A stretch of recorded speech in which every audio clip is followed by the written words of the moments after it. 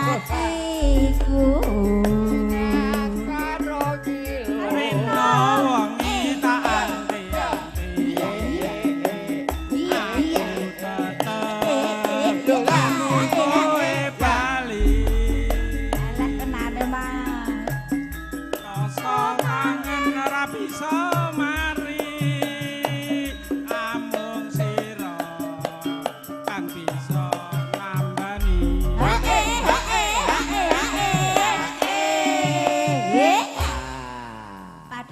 gak untung undangan ya Mas, gandeng konco ya teko.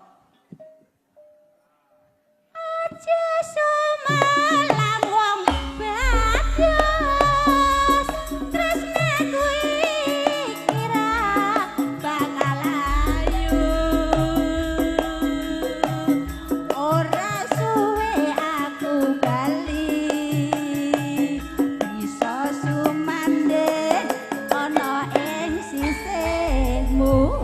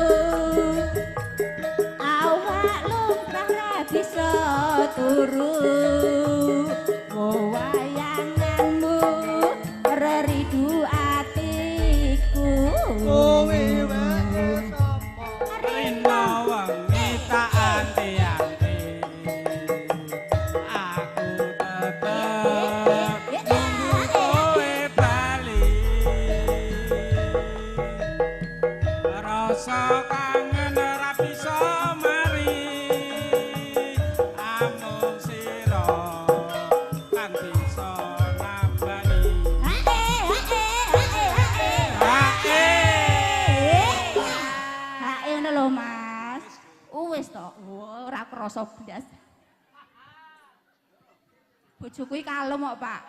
Ora kaya sing wedok nel-nelan.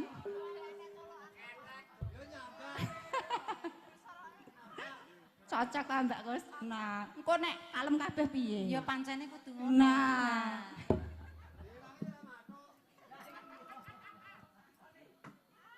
Aja sumelang wong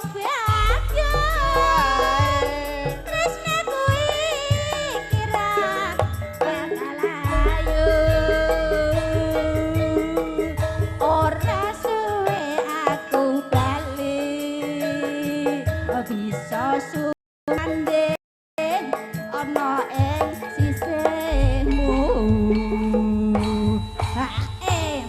Sirku anak tambah kae dingeti Pak Mul wae wedi aku. Kalau wis ditungi kepeli